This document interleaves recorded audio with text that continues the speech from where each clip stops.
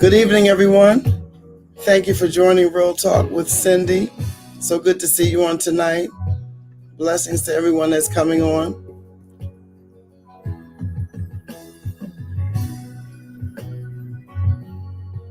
Come on in, come on in.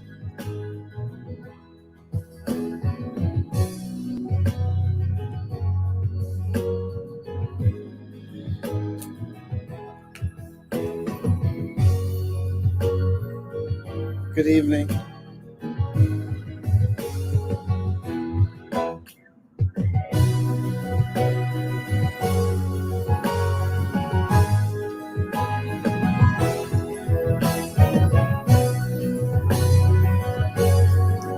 Good evening, Mike. Thank you for joining me on tonight. As you're coming on, please let us know what city and state that you are from. And please share as you're coming on. Please give us some likes and hearts on tonight.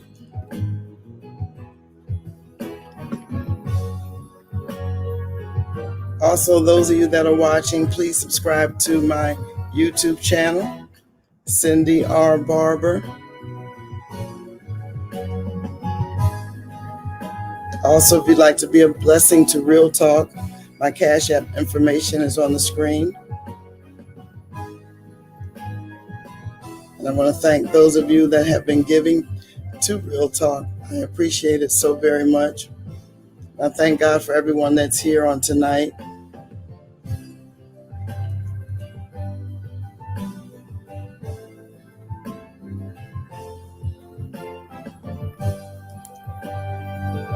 Hello from South Carolina. Auntie Sue, thank you for joining. Mike Barnes, who is from Georgia, thank you for being here on tonight.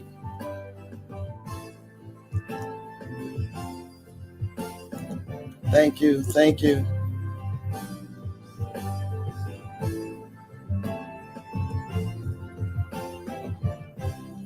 And I'm so delighted I have two wonderful guests here tonight. I have a psalmist that's going to give us a selection, and I'm going to bring her on. Hello.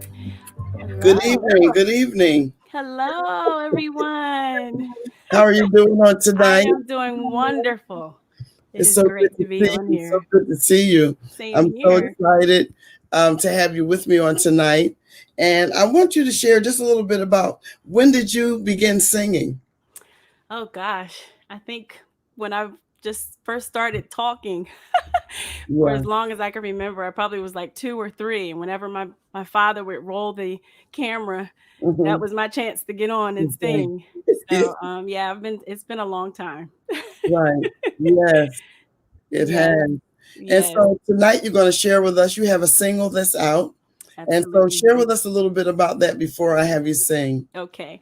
Yes. Hide Me is based on my favorite scripture, Psalms 27. And it's been a source of encouragement over the years, and particularly in the last several years. It has literally been an anchor. And I've experienced the peaceful, calming, settling power of God like I've never experienced in my life. Amen. And the melody came on a day that my brother and my father, we were sitting around just talking about God's goodness. And out comes this melody. And it's just, it has changed our world. Wow. Wow. So I am so excited to be able to share it with the world today. Yes, and we're excited to have you with us on tonight. So I'm going to let you go ahead and share your song. And this is Chanita Skinker singing Hide Me. Yes.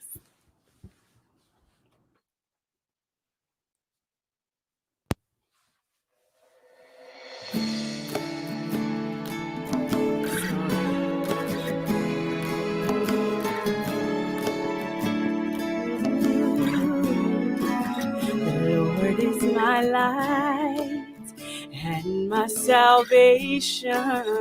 Whom shall I fear? Oh, the Lord is the strength of my life. Of whom shall I be afraid? For in the time of trouble, He shall hide me in the secret of his tabernacle. Shall he hide me? Ooh. Yes, Lord. He shall hide me when my enemies come and rise up against me. They'll stumble and fall. Oh, yeah. Though a host shall encamp against me, my heart will not fear. Though war shall arise against me, in this will I be confident that he shall hide me. For in the time of trouble, he shall hide me. In the secret of his tabernacle shall he hide me. Oh, I would have fainted unless I believed to see the goodness of the Lord in the land of the living. I would have fainted unless I believed to see the goodness of the Lord in the land of the living. I would have fainted unless I believed to see the goodness of the Lord in the land of the living. He shall hide me. He shall hide me. Yeah. Yes, Lord. In the secret of his tabernacle, he shall hide me. Yes, Lord. He shall hide me. Oh, he shall hide me. Yes, Lord. In the secret of his tabernacle shall he hide me. Yes, Lord. He shall hide me. Oh, he shall hide me.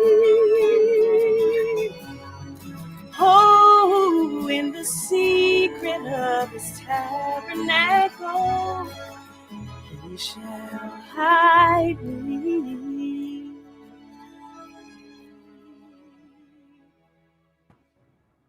God bless you. That was beautiful. God bless you. Thank you. Now tell everyone how they can purchase this single. Well, the single is on all media outlets. You can also go to my website, ChanitaJanae.com, and you can purchase it there as well. Yes, this is her first single, so we want to support her. I love supporting artists, so make sure you support her. She's out of New Jersey, so make sure you support her. And I want to thank you so much for being a part on tonight, and I look forward to having you on again. Thank you so much. God bless you. God bless you too. Take care, everybody.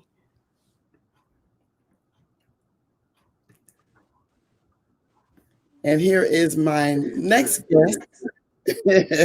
I'm so excited to have him on with me on tonight. And this is Pastor Dorian Morgan. How are you doing, Pastor? Good, good. I'm so excited to be here with you tonight. This is truly an honor. Truly an honor. Yeah. It is an honor for me. I've been watching you for a long time. Oh my goodness. Yes, man. Yes, man. So let's hear a little bit about Pastor Dorian, and many people may not know you. You have a church in Edgewater Park, New Jersey? Fellowship here in Edgewater Park, New Jersey. We've been, I guess I celebrated 16 years this year pastoring, and born and raised right here in the area, right in born and raised Burlington Township, New Jersey. So I'm just a local kid, if you will. Yes. Your screen is frozen, Pastor. Maybe the Wi-Fi, but your screen is frozen. We could hear you, but your screen is frozen. I hear you. I see you. Am I moving yet? No, not yet. Oh, Lord. There, you just moved a little bit. Okay. Let me see. Okay. Move into another part of the building. Okay. You did move a little bit, but now you're frozen again. You still there? No, no, you're still frozen. Let me see if I go to a different part of the building. Okay. I don't know. There you are. Can you see me now? Yes. Okay. Okay. All right. Hopefully this thing will still be working. Man. How is that? Yeah, I'm trying to see if you're frozen. I think you're still frozen now. You did move when you moved, but now I think you're still frozen. Wow. I'm sorry. I don't know what. Okay. Somebody just typed, everyone can see you and hear you. Okay, Okay, I can see you. Okay. And we can, so just go ahead and just share, because we can see you and we can hear you. Okay. It's just that your face is still a little bit. All right. Sorry about that. That's okay. Technology. Yes, ma'am. It happens. I was able to hear that beautiful song and see Minister Skinker do her thing. So yes. Yes. But I don't know how much you want me to say. I could talk for about 2 or 3 hours. Okay, well, I have some questions for you. But I wanted you to begin to, because you are a gospel recording artist yourself, you are a pastor, a husband, and also you are an attorney. So just share a little bit about your music journey leading up a little bit to this point. And then I have some more questions I can ask you. Sure. So first thing I have to say about my music journey is I was blessed to be born to Sister Bertha Morgan. My mom is a singer extraordinaire, worshiper, gospel artist, recording artist herself. So around the house, we just would sing and praise the Lord all the time. That was just part of our growing up. And as long as I can remember, we've been singing. I've been singing. From the children's choir, when you were just 3, 4 years old, all the way up to the youth choir, and then I started to play the piano when I was a teenager, about 15 or 16 years old. Wow. We went to Second Baptist Church, which is now Christ Baptist Church in Burlington, and there I started to play the piano under the direction of, at the time, he was just Mr. Pete, Brother Pete Holland. Now he is none other than Pastor Reverend George Holland down at Baptist Church in Berlin. He was our music director there. So he started to teach me how to play piano and sing. So it was just all a part of our growing up. That's just what we did, So I started playing, and we had back then we formed groups. So we had a group called Divine Inspiration, and we would sing around at the joy nights and just the choir nights and things of that nature. So it was just wonderful growing up in this area with all the different choirs, the different churches, the different community groups. And then at some point, I started playing for this the adult choir at our church, was the WI Right Ensemble, and singing and leading them. And I thank God that choir grew to about 85 people. Wow! So it was a large church choir, especially for our area. So we did quite a bit of travel and singing. And then I started my community choir called South Jersey Mass Choir. Right. And that's really when we started to record and do some things like that. So been rolling. Right. Tell us a little bit about your church. Restoration Station Christian Fellowship is here in Edgewater Park. We started in 2002 in Burlington. We are a church that just believes in praise and worship, really creating an atmosphere where God can show up and speak to you and actually change your life. What I've learned is that very often it's the praise and worship, it's the music that prepares our hearts to receive what God has to say. Whereas if you just come in from life's issues, you just got done arguing with your spouse or beating the kids, or you burnt the toast or whatever, you have all these other things on your mind. Right. Whereas when you come in and you really get into praise and worship, it just starts to get your heart right and your mind right, so that the word can come forth and really change your life. So that's our church is big into praise and worship, family, and touching our community. That's always been something that God has given us. We're very active in the community as far as, having events and giving things away to the community and showing up and just trying to be there, making a difference. That's the key. So anytime you want to check us out, we're on Facebook, Restoration Station, or you can come to our website, restorationstation.org.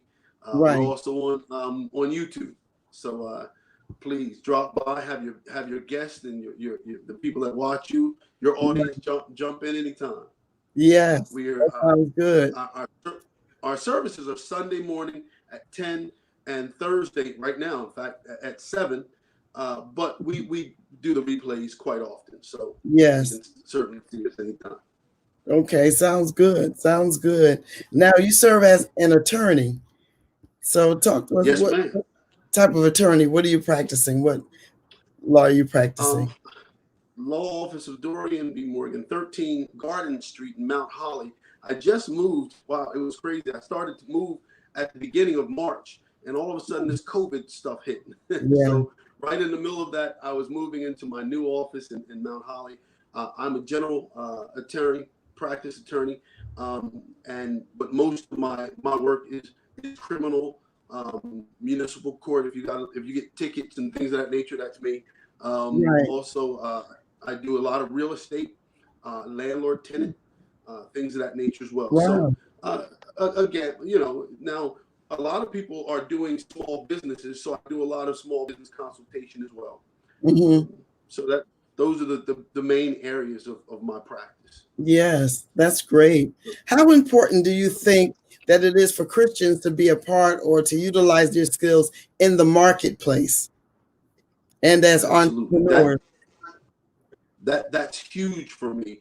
For us, for the church to use all of these gifts and talents that God has given us, if we just keep it in the church, then we are no longer affecting.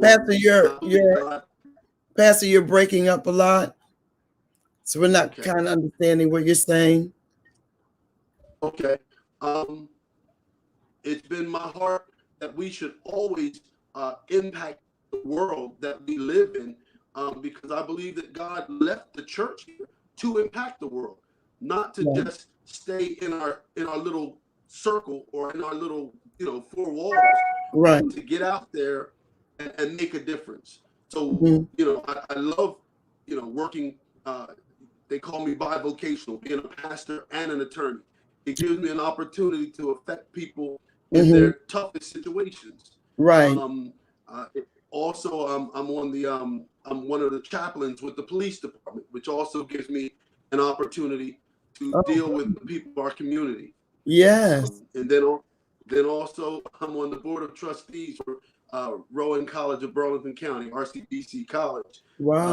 so that we can be involved in the academic world as well. So I Right. just believe that we as Christians must be active in our world if we want it to be a better place. Absolutely, absolutely. That's vital. And I know with your church, you guys give a lot in the community, and you have a lot going on activities prior to the pandemic. That you guys had a lot going on at your church, especially for youth, and I think that's Yes, very ma'am. important. Absolutely. Very important. We have our mentorship program for boys and girls between 12 to 18. The one is called Young Men of Destiny, which is our boys, and then Mhm. the Fly Girls, the Future Leaders Institute for girls, Mhm. because we want to make sure we mold the hearts and minds of our young people so that they can just be all that God's called them to be as they grow up. Right. So we have several programs for young people, for families, Hmm. marriage. My wife and I have done a lot of marriage ministry for the last 20 years. So that's another one of our, main thrusts, as well Hmm. as just making sure that people reach their destiny and fulfill their purpose. So Right. those are just goals that we live by Hmm. as we run the church and interact with our community. Right. Sounds good. Now, how has your church been able to remain relevant and visible through this pandemic? It's amazing for us. I won't lie. When the pandemic first hit, we were a little concerned Yeah. as to what was going to happen when the church, when the building got shut down. Right. However, we were blessed that we've been streaming for about 3 years, so it wasn't totally new for us. Right. The new part was really trying to minister to people Hmm. online, not just show them what we were doing, but actually get in their lives. So we started to have small groups online, Uh-huh. which were really good and keep people connected. We started doing these readings for children. Hmm. I think twice a week, and we would read them Bible stories and things of that nature. People would sit their kids down in front of the iPad or whatever, and Right. Uh-huh. we would read to them. And so we've had several things that we've been able to continue to Hmm. stay visible and viable, and that's Right. that's the key. It is. That's the It key. is. So I thank God. The not only has the numbers been up for viewership, but what I'm telling my leaders is more than viewership is engagement.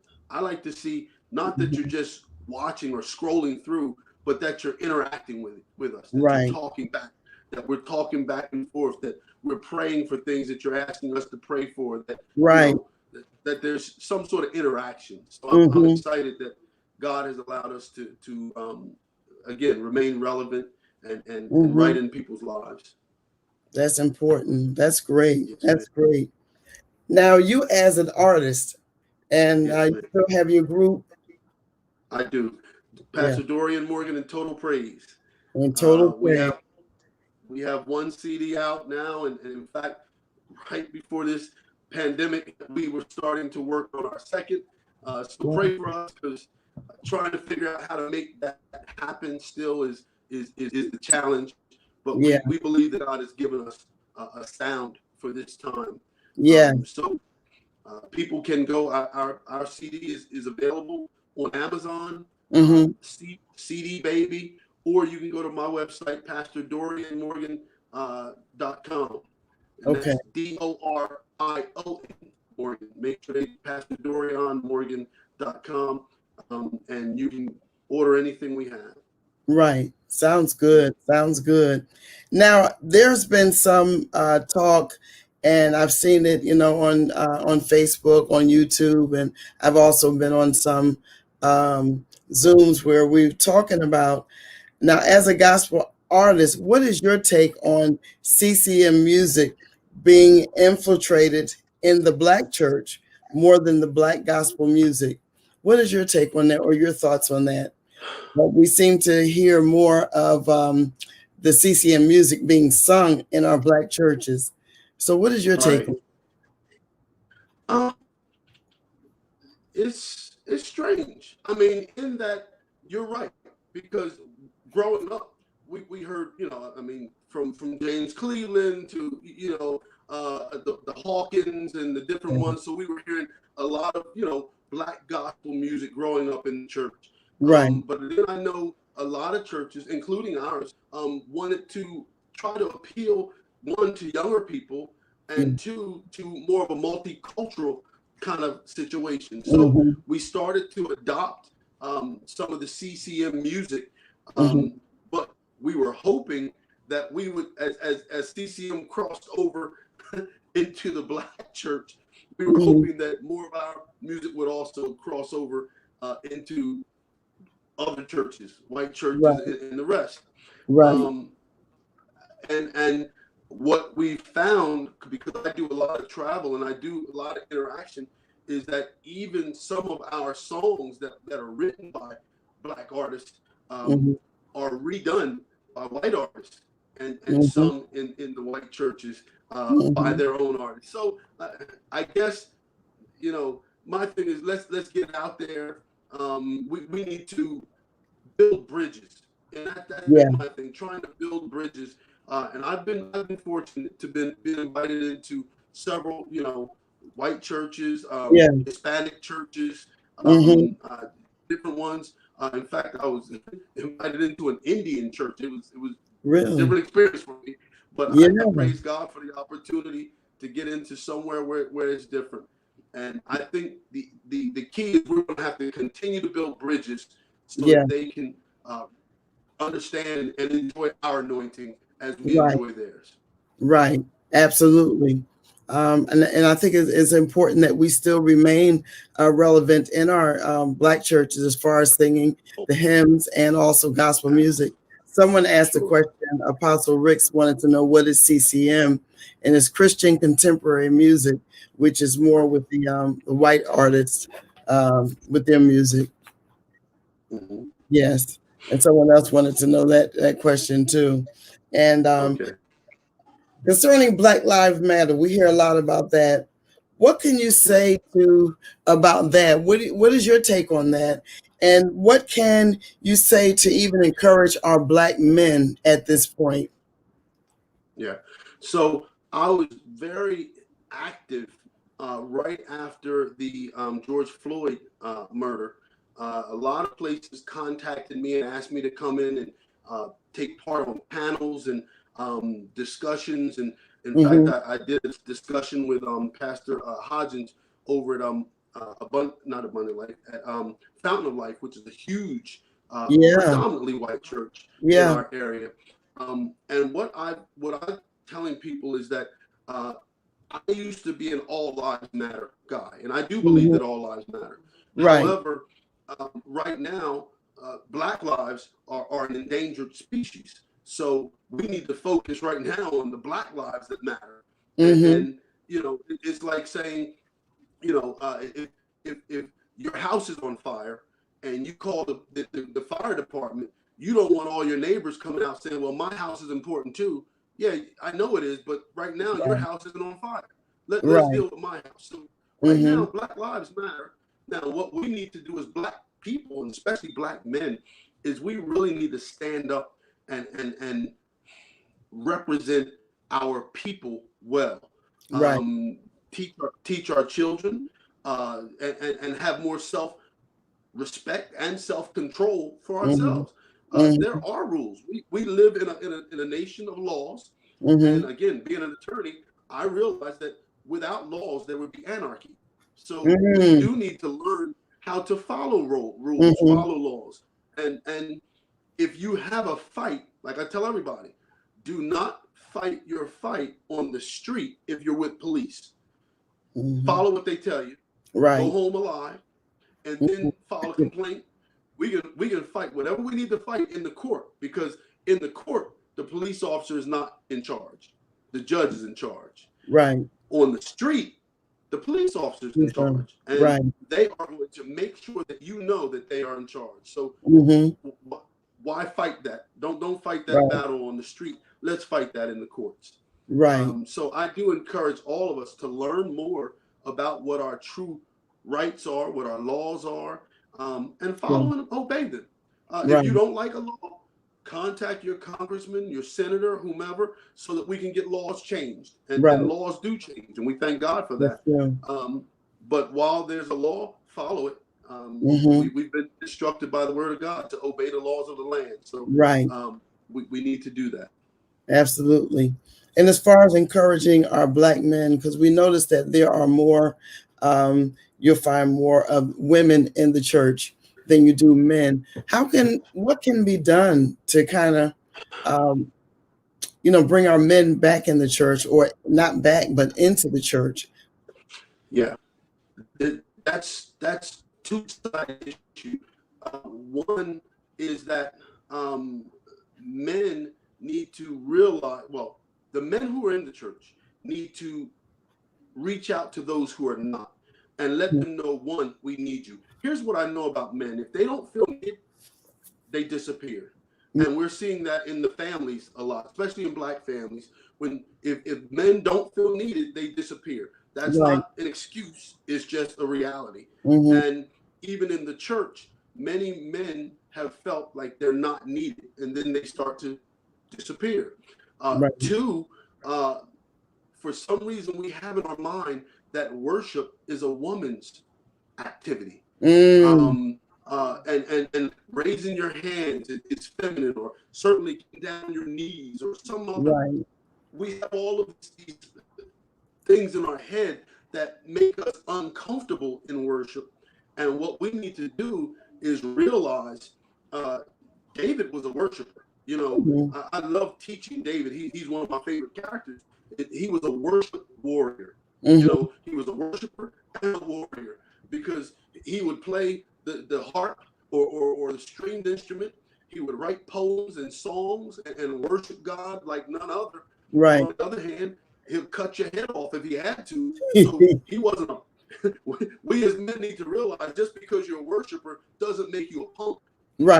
You can still be a worshiper and a warrior, and that word really needs to get out to men. I think that's one of the issues that we see in, even growing up. During worship time, many of us, as a boy, I would watch the men sit back and wait for the women to finish. And then, the rest of the service would come through, and, then we take part. So we need to really show young men and others that it is okay to worship. In fact, we're commanded to worship. And I believe that that's, show men that they are needed, wanted, and that worship will change their lives. Absolutely. And that's so true, because a lot of times you see that they do shun away from worship. You may have one or two on the worship team, and you may have sometimes even four, depends on the size of the church. But overall, in the congregation, you don't see a lot of men, worshiping, like you said. No. So that's my take on it. I'm hoping I've been in church all my life, so I've seen it on many different sides. Yes, very true. Someone said, very true. Men come on, David was a worshiper and a warrior. Absolutely. That's true. Absolutely. Very true. Yep. Now, where do you see the future of the church? Well, we are at a crossroads right now. And I think this is a very, very pivotal time for the church. It's funny. We often do themes at our church, and God will speak to me the year before as for a theme. And the year 2020 was the year of revision. And a lot of people, and including me, when I first heard it from the Lord, I thought, 2020 vision, was the take. But man, as I'm watching this year, this has been a year of revision. We're seeing ministry different. We're seeing the world different. Our approach to ministry has to be different.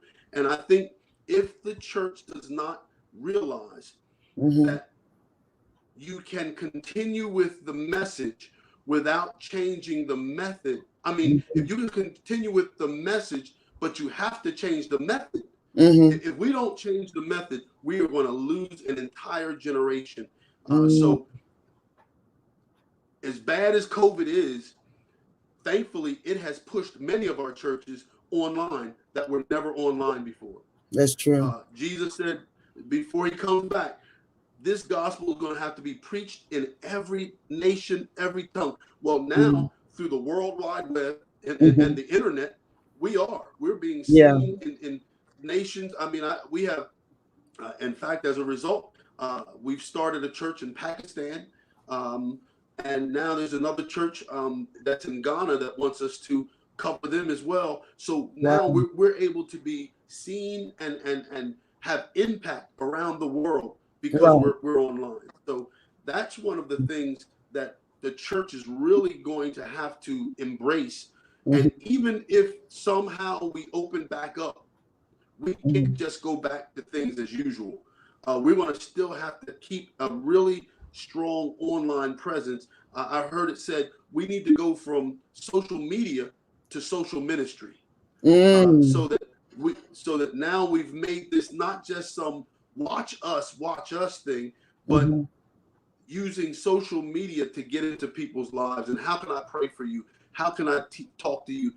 We're doing this Zoom and think we could be doing a counseling session right now. We could be leading someone to Christ, just like you and I are talking right now. Right. There's the opportunity to and you can be in California and I'm here in Jersey or wherever, and we can have impact all around the world. So I'm praying that the church embraces this thing and don't just sit back and wait for it to be over.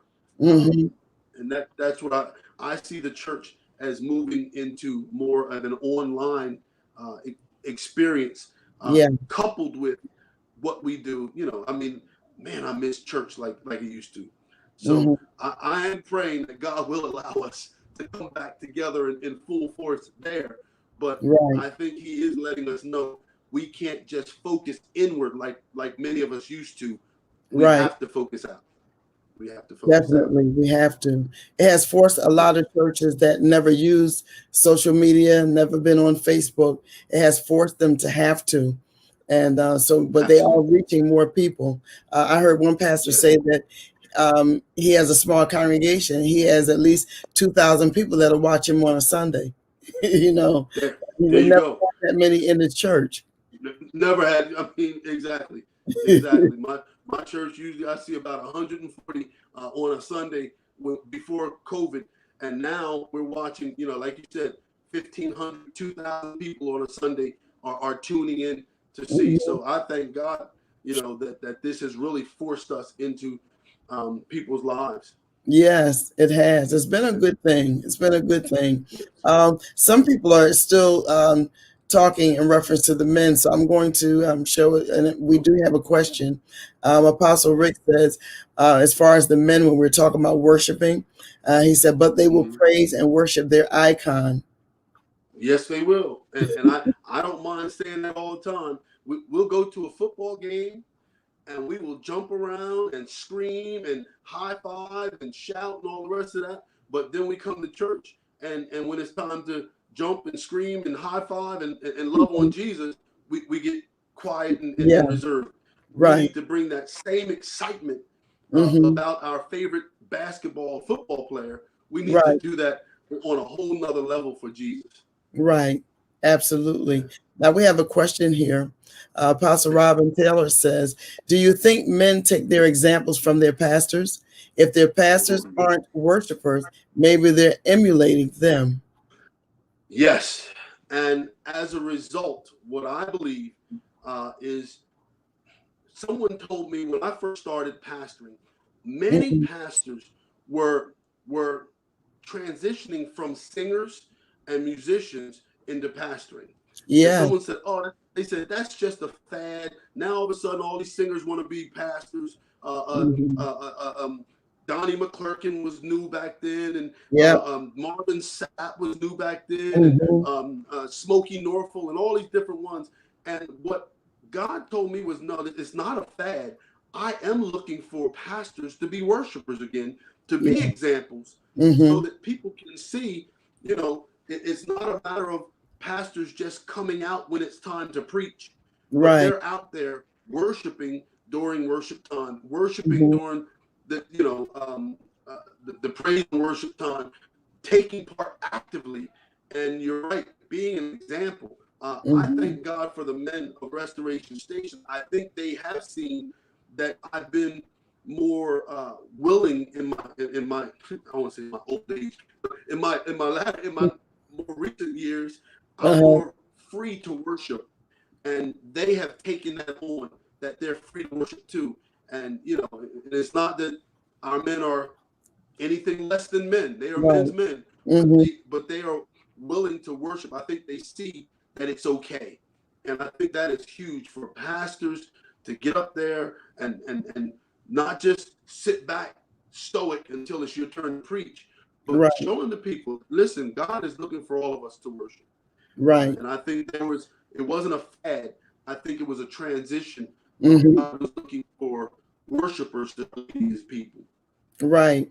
Because I even find, and I think it's important that even our younger men, our millennials, and even those that are younger, to start them worshiping early, because I tend to think that they do watch who they see in the front, and some things they don't like. They feel like, it's not for them. It's going to make them look silly, raising their hands. But if they start seeing true men in the front worshiping, because I know a lot of musicians that really shine.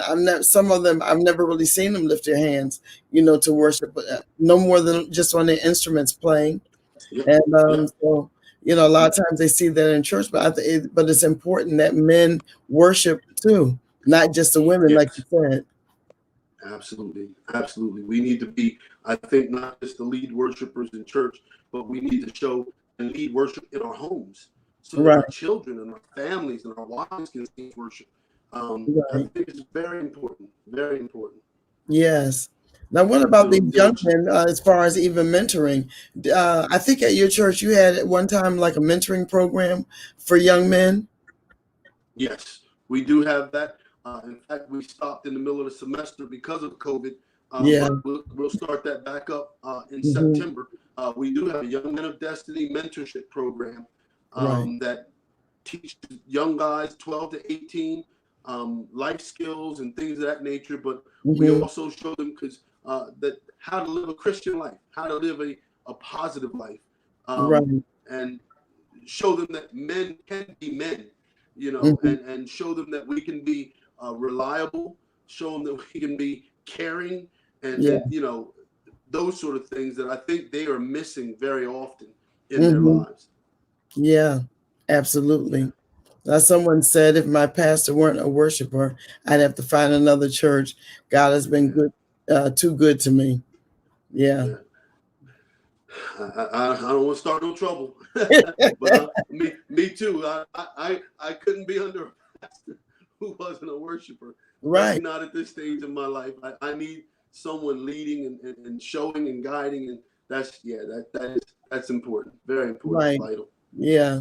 And it's important to even talk about it, to have some communication, some dialogue. Some people may not, some of the men, and not just the men, some of the women may not even understand about worship. They think it's just a little fad. We get to it when they see the praise and worship team get up to worship, and they feel that that's all, that it doesn't involve them. And they have to know that it's more than just in the church. It's at home too. Should daily worship. Absolutely. And that's why we, as you said, it needs to be taught. And we teach at least a couple times a year just on praise and worship and what it means and how you take part. And it's not a group. We've made it the praise team or the praise and worship group or the choir.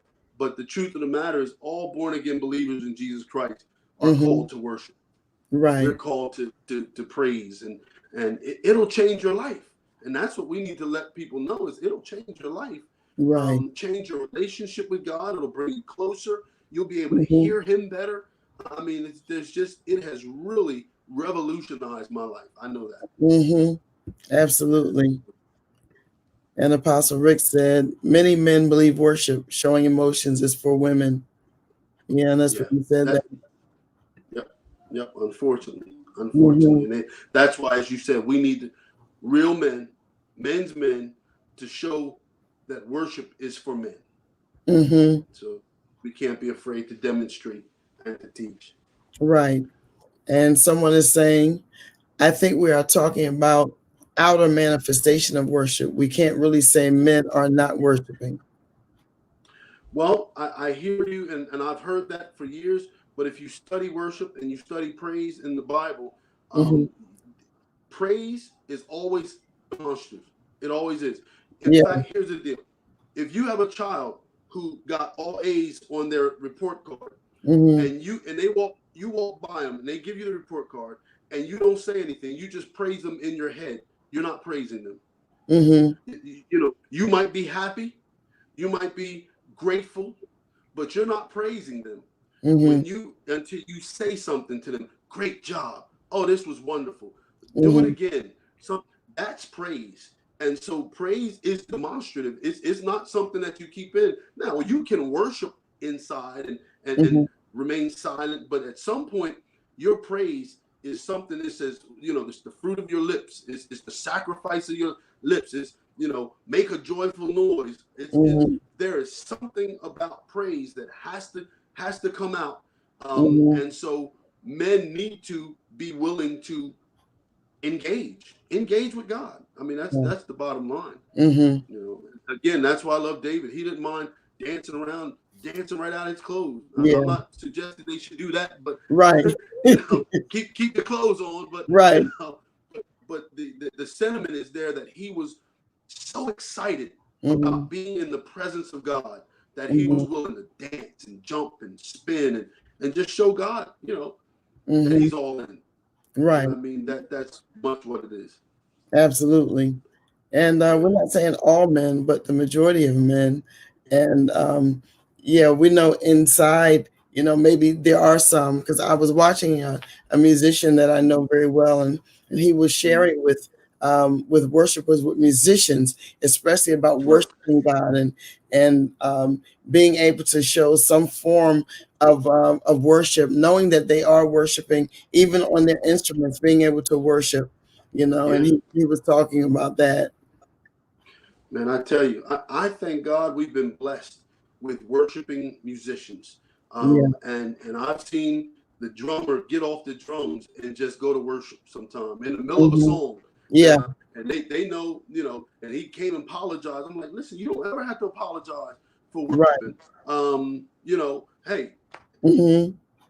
God has been too good to you for me to stop you from worshiping just to play a song. But then there's other times when part of their playing is their worship.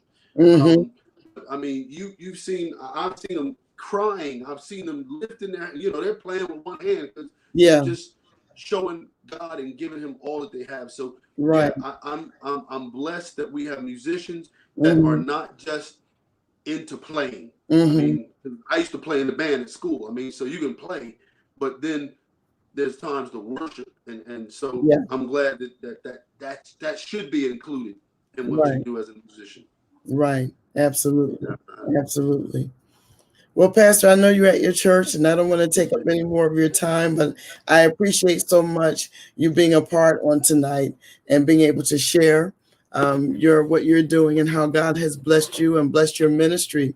And I appreciate you coming on here tonight so very much. Thank you. Thank you so much for having me.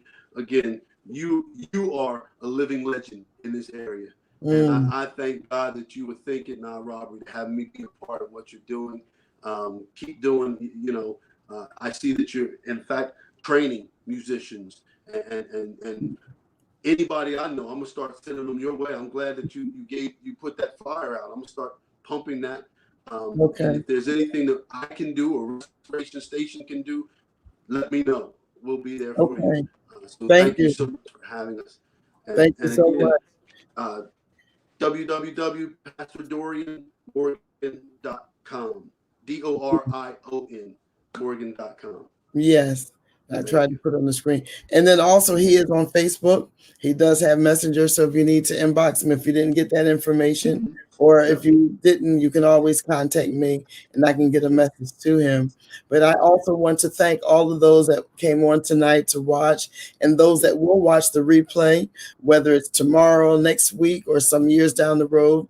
And we do have this also on YouTube as well, because there's some people that are not on Facebook, but we're live on YouTube as well. So I want to thank all of you that have participated, and we will see you again. I will be on Monday evening with gospel artist Sean Bigby.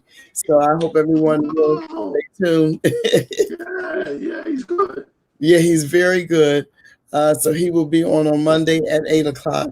So I want to say thank you, and especially to my guests, and also to Chanita, who sang earlier. I really appreciate her coming on as well. So I want to say good night and God bless, and we will see you again. God bless you.